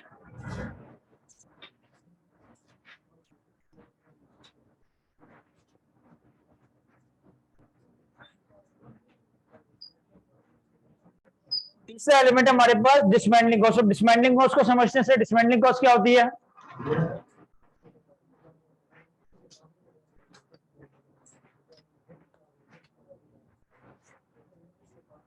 या सुनिएगा भाई, फॉर एग्जाम्पल हमने जब आईक्यू स्टार्ट किया तो हमारा महीने का बिजली का बिल आ रहा था लाख रुपए, 1.5 लाख रुपए, किसी महीने 2 लाख रुपए। पीटीआई की गवर्नमेंट गई, नई गवर्नमेंट आई, बिजली के बिल रेट इन्होंने बढ़ा दिए। अब हर महीने बिल आ रहा है 4 लाख रुपए, 5 लाख रुपए के करीब। तो 4-5 लाख रुपए का बिजली का बिल तो मैं अफोर्ड नहीं कर सकता। तो क्या पॉसिबल ऑल्टरनेटिव्स अवेलेबल है मेरे पास? तो मैंने इंटरनेट पर थोड़ा सर्च वगैरह किया, तो एक तो मेरे पास आ गया सोलर पैनल का ऑप्शन। अब मैंने आईक्यू की कंजम्पशन निकाली, तो आईक्यू की कंजम्पशन थी टोटल कोई 50 केवी के करीब। 50 केवी के अगर सोलर पैनल मुझे लगाने हैं तो इसमें तकरीबन 70-80 लाख रुपए का खर्चा है। तो ये भी मैं नहीं कर सकता। तो अब हम क्या करें? तो फीस बढ़ा दें? नहीं सर, फीस नहीं बढ़ा सकते। तो मुझे रहीम ने ऑप्शन दिया कि सर हम एक काम करते हैं, हम जो है ना न्यूक्लियर पावर प्लांट लगा लेते हैं। न्यूक्लियर पावर प्लांट लगाना इतना मुश्किल नहीं है, इतना खर्चा नहीं होगा। आप 5 लाख रुपए में एक न्यूक्लियर पावर प्लांट लगा सकते हैं और उससे बिजली बना सकते हैं। और तो मैंने कहा चलो, टॉक्सिक तो इतना क्रिएट हो ही जाता है हमारे माहौल में, न्यूक्लियर पावर प्लांट एक हम लगा लेते 5 लाख रुपए का। लेकिन जब पावर प्लांट लगाने लगे, हमने सोचा आईक्यू के छत पे एक न्यूक्लियर पावर प्लांट लगा लेंगे 5 लाख रुपए का। तो पता चला कि भाई इस तरह का खतरनाक पावर प्लांट आप गवर्नमेंट की परमिशन से के बगैर नहीं लगा सकते। यानी कि गवर्नमेंट की आपको अप्रूवल लेनी पड़ेगी, गवर्नमेंट की आपको परमिशन लेनी पड़ेगी, और गवर्नमेंट अप्रूवल देगी तो मैं इस तरह का कोई न्यूक्लियर पावर प्लांट लगा सकता हूं। तो मैं गवर्नमेंट के पास गया, गवर्नमेंट से मैंने कहा कि भाई मेरा 50 केवी तक का लोड है कॉलेज में, इसके लिए हम एक न्यूक्लियर पावर प्लांट लगाना चाहते हैं, और उसकी मैंने एप्लीकेशन दे दी। तो गवर्नमेंट ने कहा कि भाई इससे तो जो क्या कहते हैं एनवायरमेंट में पॉल्यूशन क्रिएट होगा, बहुत सारा वेस्ट क्रिएट होगा, हैजर्डस सिचुएशन क्रिएट होगी। फिर आप तो यहाँ पे किराए पे हो, आप तो जब तक कॉलेज चल रहा है तब तक प्लांट इस्तेमाल करोगे, उसके बाद आप तो सारी चीजें यहाँ ऐसे ही छोड़ के चले जाओगे, तो वो सारा जो आपने कबाड़ यहाँ इकट्ठा किया होगा in the form of disposal waste, in the form of toxic waste, उन सब का क्या होगा? मैंने गवर्नमेंट से कहा कि यार मैं जो है ना जाते हुए ये सारी चीजें साफ भी करवा दूंगा, ये सारी चीजें प्रॉपर्ली यहाँ से उठा के जो भी आपके डिस्पोजल यार्ड्स वगैरह उसमें डिस्पोज ऑफ करवा के चला जाऊंगा। अब लेट से मैंने ईयर 0 पे न्यूक्लियर पावर प्लांट लगाया और इसमें हमारी कॉस्ट इनकर हुई 5 लाख रुपए। जब मैं गवर्नमेंट के पास अप्रूवल लेने गया तो गवर्नमेंट ने मुझे ये वाली सारी बातें रखी कि यार आप तो भी बिजली इस्तेमाल कर दोगे, लेकिन इस बिजली इस्तेमाल करने में जितनी वेस्ट वगैरह क्रिएट होगा जो कि एनवायरमेंट के लिए टॉक्सिक है, आप सारी चीजें यहाँ पे छोड़ के चले जाओगे, पावर प्लांट भी यहाँ छोड़ के चले जाओगे, तो यहाँ पे एनवायरमेंट काफी ज्यादा इससे इंपैक्ट हो रहा होगा। तो मैंने कहा गवर्नमेंट से कि यार मैं जब जाऊंगा ना तो मैं सारी चीजें सफाई वगैरह करवा के जाऊंगा, सारे साइट को ओरिजिनल फॉर्म में लेकर आ जाऊंगा। तो गवर्नमेंट ने मुझसे कहा कि भाई अब ये जो प्लांट आप लगा रहे हो इसकी कितनी लाइफ है? मैंने कहा 5 साल की लाइफ है, यानी कि 5 साल तक हम इस प्लांट से बिजली बनाएंगे, ईयर 1, ईयर 2, ईयर 3, ईयर 4 और ईयर 5। तो गवर्नमेंट ने कहा ठीक है, आप हमारे साथ एक एग्रीमेंट साइन करें, हम आपको प्लांट लगाने की इजाजत दे रहे हैं, लेकिन आप एग्रीमेंट ये साइन करें कि जब 5 साल तक आप इससे बिजली बना लोगे, 5 साल के बाद इस प्लांट की लाइफ एंड हो जाएगी, तो आप हमें प्रॉमिस करें कि आपने इस प्लांट को यहां से उखाड़ना है, डिसमेंटल करना है, एंड ये जो जगह है यहां पे हरियाली करके जानी है।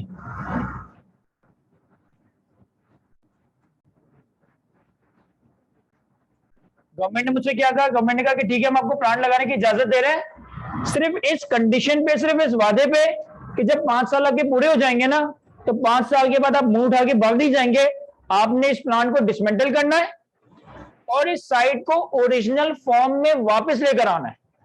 यानी जो यहाँ पे ग्रीनरी है, जो भी यहाँ पे एनवायरमेंट, आपने उस फॉर्म को वापस लेकर आना है, सारा गंद यहाँ फैला के नहीं जाना। मैंने गवर्नमेंट को प्रॉमिस कर दिया कि सही है यार, ये जो मैं काम जो है ना यहाँ से करके जाऊंगा जब भी इसकी लाइफ पूरी हो रही होगी।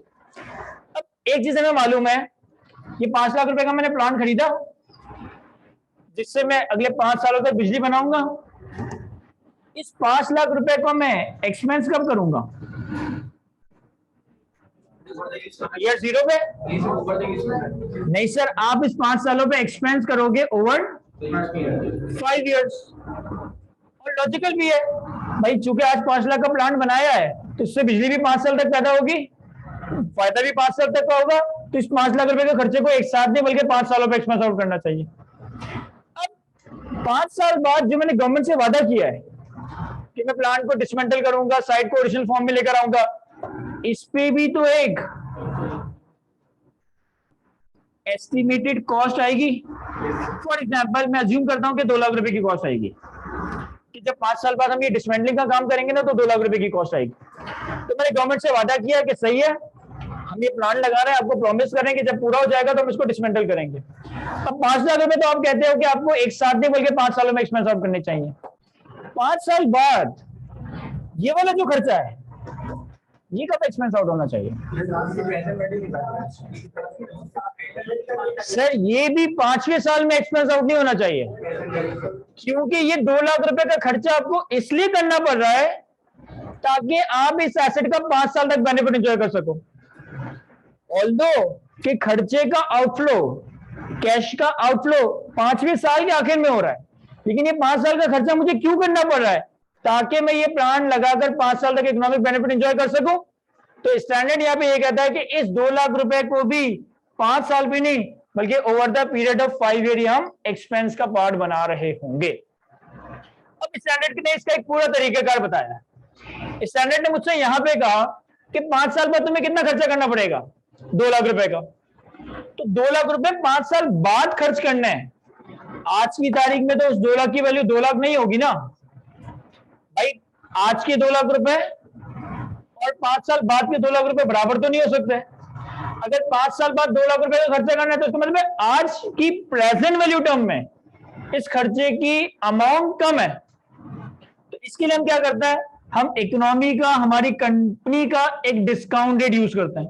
फॉर एग्जांपल कि हमारी इकोनॉमी में डिस्काउंट रेट 10%, तो जो खर्चा 5 साल बाद 2 लाख रुपए का होगा, आज मुझे इसकी एक प्रेजेंट वैल्यू कैलकुलेट करनी पड़ेगी। आज मुझे इसकी एक प्रेजेंट वैल्यू कैलकुलेट करनी पड़ेगी 10% से। जरा 2 लाख रुपए को 10% से 5 साल पे डिस्काउंट करता है, कितनी आ गई प्रेजेंट वैल्यू? 124,184। तो हम करेंगे क्या, कि ये 5 लाख रुपए जो मैंने एसेट की कॉस्ट पे इनकर किए प्लस 2 लाख रुपए जो मुझे 5 साल बाद खर्च करने हैं, जिसकी आज प्रेजेंट वैल्यू कितनी है? 124,184।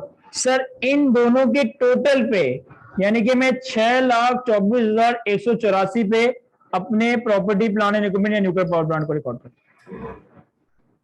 अब सवाल ये है, आपने सही है ये तो समझा दिया कि 6,24,000 पे रिकॉर्ड करना है, लेकिन जनरल एंट्री क्या रिकॉर्ड करें?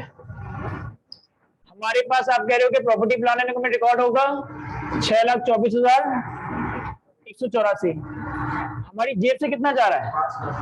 सर हमारी जेब से तो 5 लाख जा रहा है, तो एंट्री तो टाई नहीं कर रही। सर 1,24,000 ऐसा है जो एक्सपेंस करना है लेकिन 5 साल के बाद करना है। तो यहाँ पे हमें एक लायबिलिटी रिकॉर्ड करनी पड़ती है जिसको हम नाम देते हैं प्रोविजन फॉर डिसमेंटलिंग कॉस्ट 124,184। ये मेरा इमीडिएट आउटफ्लो था, मैंने कैश क्रेडिट कर दिया। इतने पे मैंने एसेट रिकॉर्ड किया क्योंकि मुझे इन 5 सालों के इकोनॉमिक बेनिफिट पे मैचिंग कॉन्सेप्ट के तहत like to like expense record करना है। और वो सिर्फ 5 लाख नहीं है बल्कि इस 2 लाख की प्रेजेंट वैल्यू भी है 1,24,000। तो मैंने प्रॉपर्टी प्लान में रिकॉर्ड कर दिया 624 और मैंने अपने पास एक प्रोविजन रिकॉर्ड कर दिया 124,184।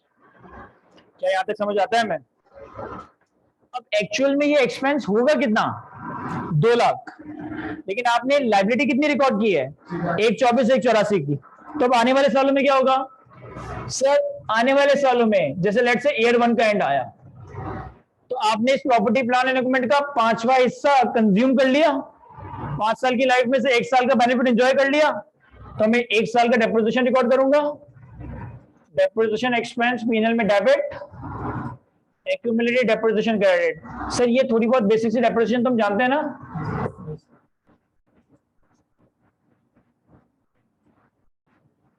देखो कितना आ रहा है 124,837। चूंकि 5 साल में से 1 साल की लाइफ लैप्स हो गई, 1 साल का इस प्लांट का इकोनॉमिक बेनिफिट मैंने कंज्यूम कर लिया, तो इस कॉस्ट का भी 1/5 हिस्सा मैं डेप्रिसिएशन की फॉर्म में एक्सपेंस आउट कर दूंगा। लेकिन जैसे जैसे वक्त गुजरता जा रहा है, ये जो मैंने इस दिन उधारी रिकॉर्ड की 1/24 की, मुझे अल्टीमेटली पे कितने करने हैं 2 लाख रुपए, मुझे इसको भी तो ग्रो करवाना है। तो इसके लिए टर्म इस्तेमाल किया जाता है अनवाइंडिंग, इसके लिए टर्म इस्तेमाल किया जाता है अनवाइंडिंग ऑफ प्रोविजन। वो खर्चा जो 5 साल बाद 2 लाख का करना था, जिसकी प्रेजेंट वैल्यू वर्कआउट हुई थी 124, जैसे जैसे वक्त गुजरता जाएगा मैं अपने इस प्रोविजन को अनवाइंड करता जाऊंगा, खोलता जाऊंगा। इसकी क्या एंट्री बनेगी सर? इसकी एंट्री बनेगी इंटरेस्ट एक्सपेंस पीएनएल में debit, provision for dismantling cost credit. कितना सर? आपने 1,24,184 का प्रोविजन रिकॉर्ड किया था, किस डिस्काउंट रेट की मदद से? अच्छा, सबको ये तो पता नहीं ये कैसे कैलकुलेट किया इन्होंने? किसी को ना पता हो मुझसे पूछ लीजिएगा, पता है आपको कैसे डिस्काउंटिंग किस फॉर्मूला से?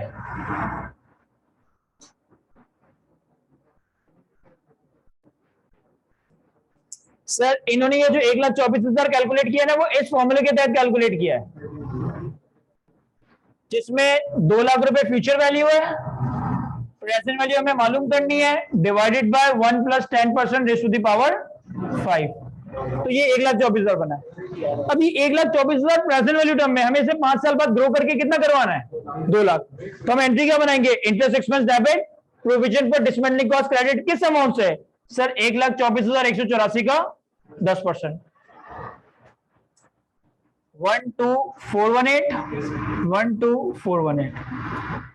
अब जब पहले साल के आखिर में आपने इंटरेस्ट एक्सपेंस रिकॉर्ड किया, प्रोविजन को थोड़ा सा ग्रो करवाया, तो इसके लिए हम टर्म क्या इस्तेमाल करते हैं?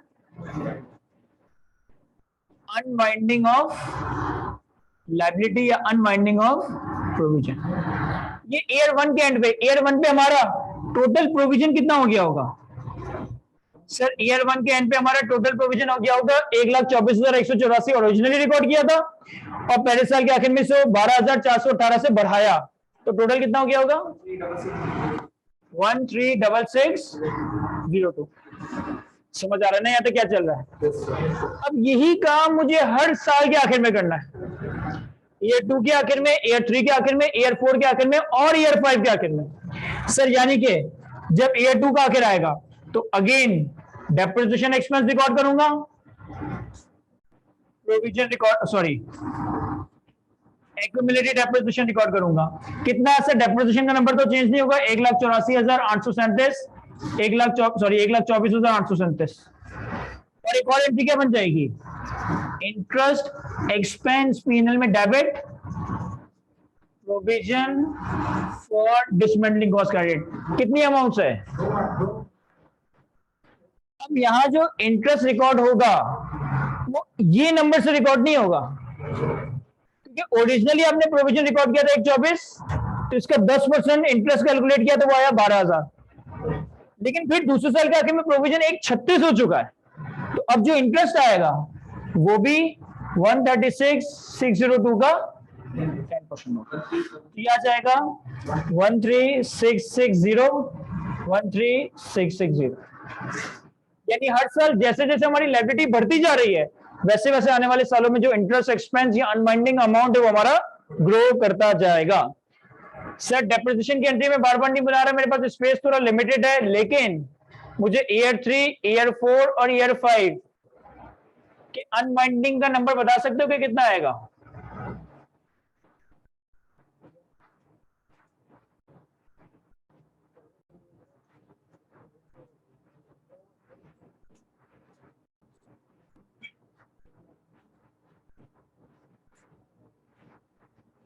मैंने ओरिजिनली प्रोविजन रिकॉर्ड किया 1,24,184, पहले साल के आखिर में सूद रिकॉर्ड किया 12,418, दूसरे साल के आखिर में सूद रिकॉर्ड किया 13,660। तो तीसरे, चौथे और पांचवें साल में कितना कितना सूद रिकॉर्ड करना चाहिए? सर यहाँ देखिए कैसे पता चलेगा, अपने कैलकुलेटर में लिखिए 124184,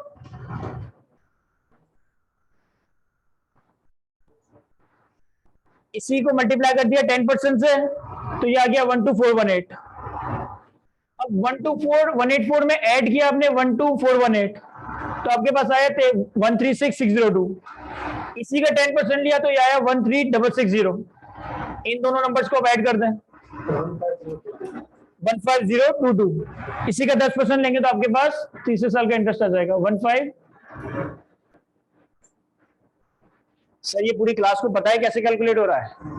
नहीं पता तो मुझसे पूछे, लेकिन बगैर समझे बगैर जाने यहां से नहीं जाना। तुम्हें पता है कैप में ब्लू शर्ट में क्या चल रहा है? हाँ तुम ही, अरे बुलाओ से। हाँ सर चौथे साल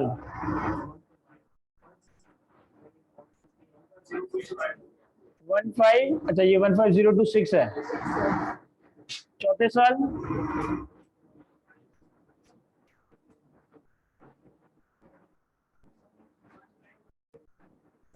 15, गलत लग रहा है वैसा ये भाई। जो 2 लाख रुपए का खर्चा 5वें साल के आखिर में करना था, पहले आपने इसकी प्रेजेंट वैल्यू निकाली, ईयर 0 पे था, वो 1,24,000। अब इसी 1,24 में हर साल थोड़ा थोड़ा सूद रिकॉर्ड करके इसको 2 लाख बनाना है। क्या 5वें साल के आखिर में प्रोविजन 2 लाख बन गया है?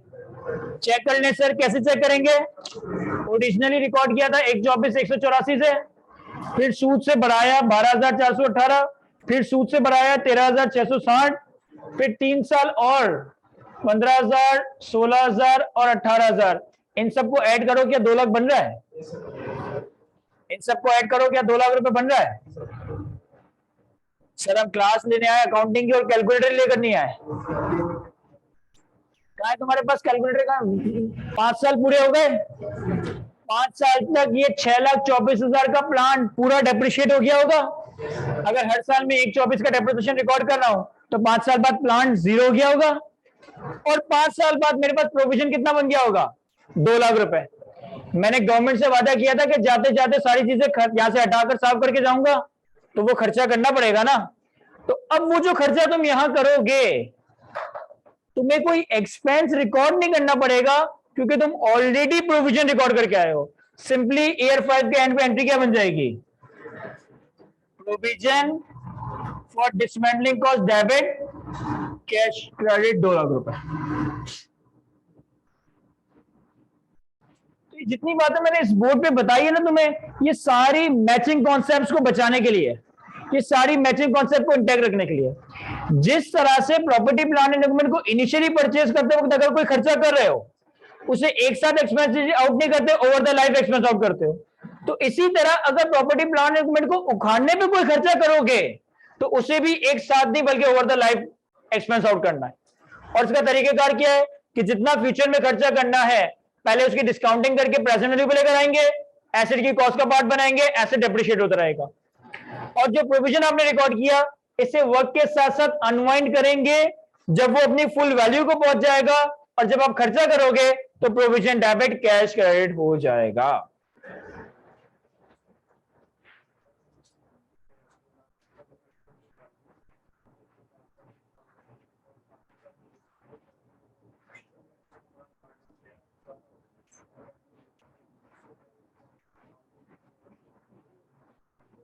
कोई और भी कुछ पूछ रहा था?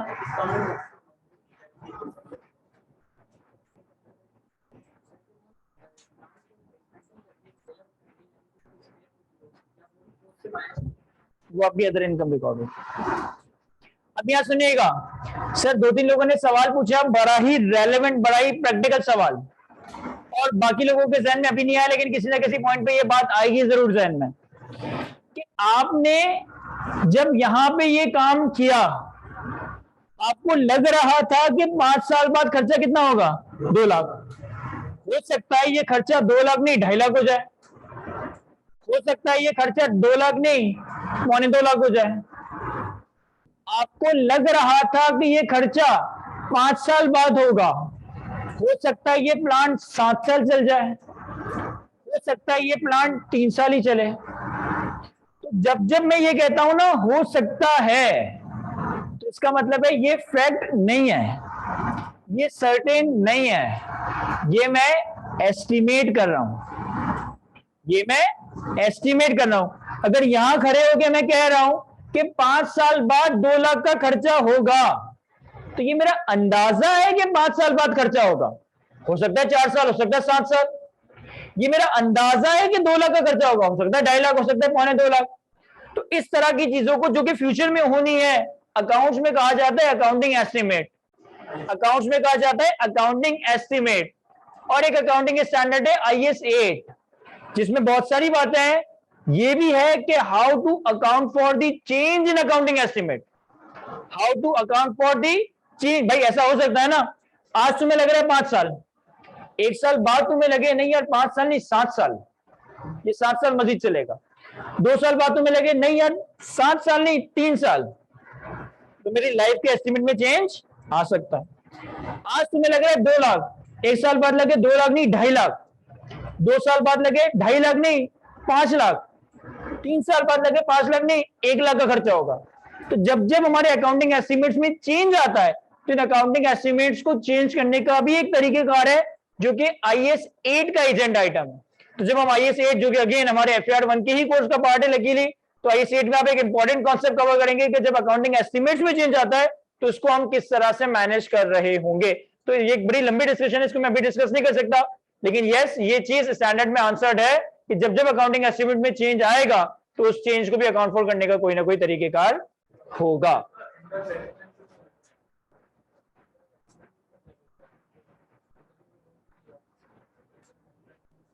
सर एक बड़ा ही लॉजिकल सवाल पूछा है इन्होंने कि हम इंटरेस्ट एक्सपेंस क्यों रिकॉर्ड कर रहे हैं, हमने तो कोई लोन नहीं लिया, हम इंटरेस्ट एक्सपेंस क्यों रिकॉर्ड कर रहे हैं, हमने तो कोई लोन नहीं लिया।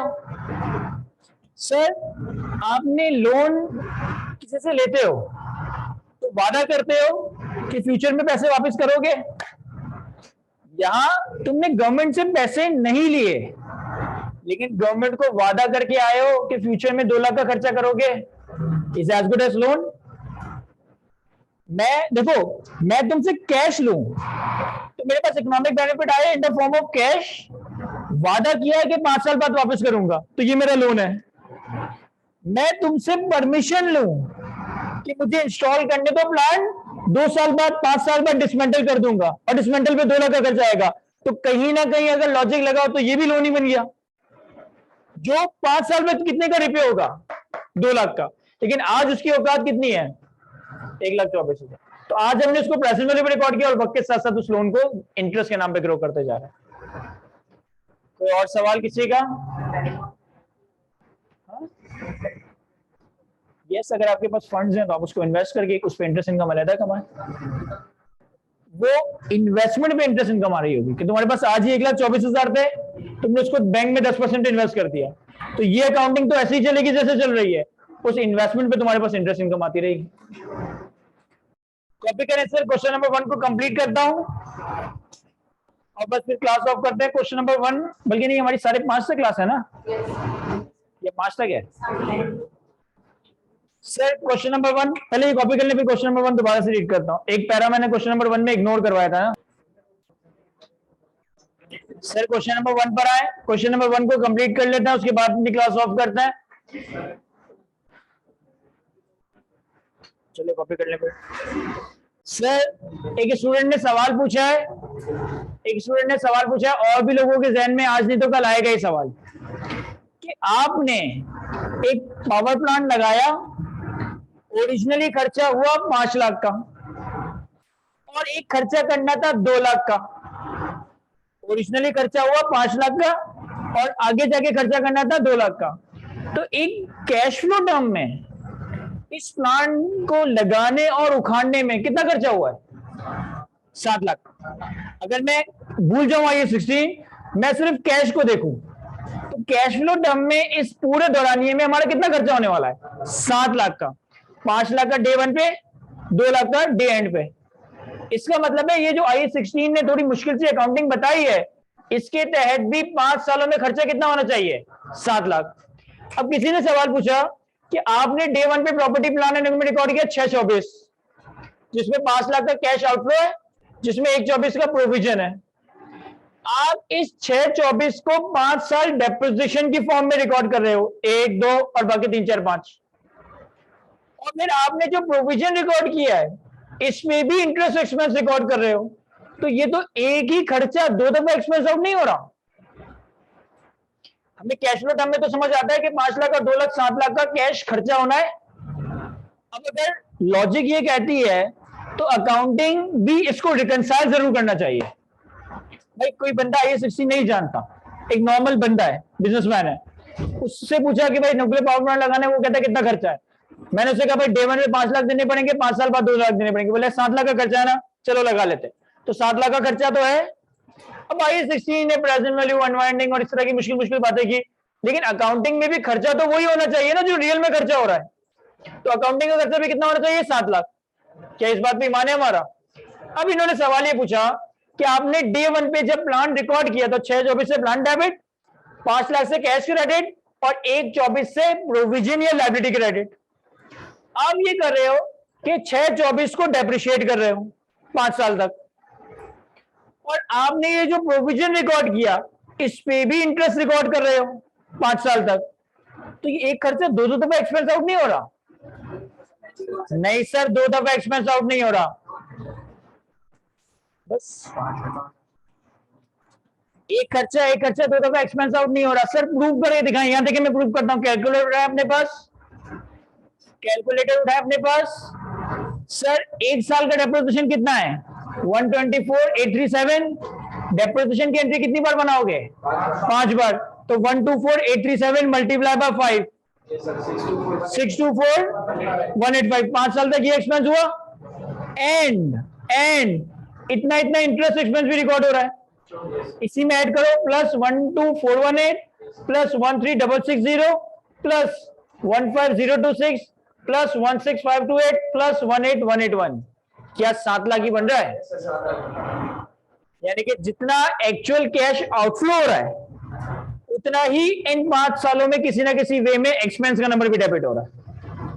स्टैंडर्ड ने इसको बड़ा तरीके से प्लॉट किया है कि हमने 6/24 का प्लान रिकॉर्ड करके डेप्रिशिएट किया, बाकी 1/24 में कुछ 75,000 के करीब लायबिलिटी की नोट में एक्सपेंस आउट रिकॉर्ड हुआ।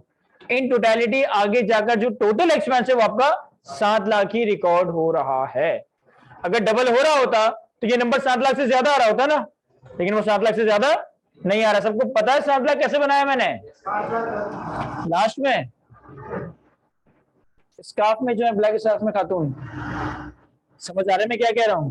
सर 5 साल तक डेप्रिसिएशन 124,837 मल्टीप्लाई बाय 5, ये 5 साल का डेप्रिसिएशन आ गया। ये आ रहा होगा 6,24,184।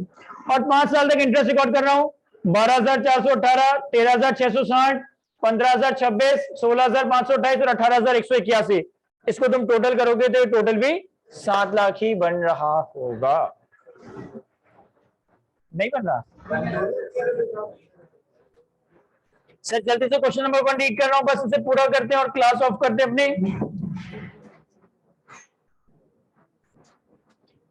क्वेश्चन नंबर 1 पे है, a company has purchase item of plant, the following cost were incurred. ये सारा मैनेज कर चुके हैं। एक पैरा मैंने इग्नोर करवाया था। कहता है local government officials have granted the company a licence to operate the asset on condition that company will remove the asset and return the site to its former condition at the end of the asset useful life। कहता है हमारी local government ने हमें ये plant operate करने की licence इसी condition में दी है कि जब हमारा प्लांट एंड हो जाएगा तो एसेट को वहां से हटाएंगे और साइट को ओरिजिनल फॉर्म में वापस लेकर आएंगे। The initial estimate of the liability in respect of expected clearance cost amount to rupees 2.5 lakh. और जो खर्चा हमें आगे जाके करना है उसका डे 1 पे इनिशियल एस्टिमेट कितना है? 2.5 लाख। यानी इन्होंने इस सवाल में प्रेजेंट वैल्यू तुम्हें कैलकुलेट करके दे दी है। इन्होंने कोई डिस्काउंट रेट और एक्चुअल खर्चा नहीं बताया, जो भी खर्चा आगे होना है उसकी प्रेजेंट वैल्यू कैलकुलेट करके दी, वो कितनी है? 2.5 लाख रुपए। तो अब अगर आपसे कहा जाए कि एसेट की टोटल कॉस्ट कितनी होगी, तो हमने ये चीजें तो एसेट की कॉस्ट का पार्ट बनाया ही था। इसमें एक और चीज ऐड हो जाएगी, that is present value of dismantling cost, और इन्होंने हमें इसकी प्रेजेंट वैल्यू कैलकुलेट करके दी है already, that is 2.5 lakh.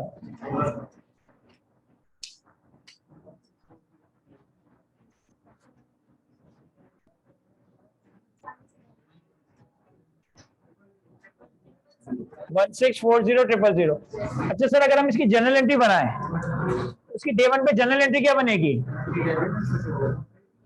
Day one पे हम एंट्री क्या बनाएंगे? पीपी डेबिट कितने से? 1640,000 और कैश क्रेडिट कितने से?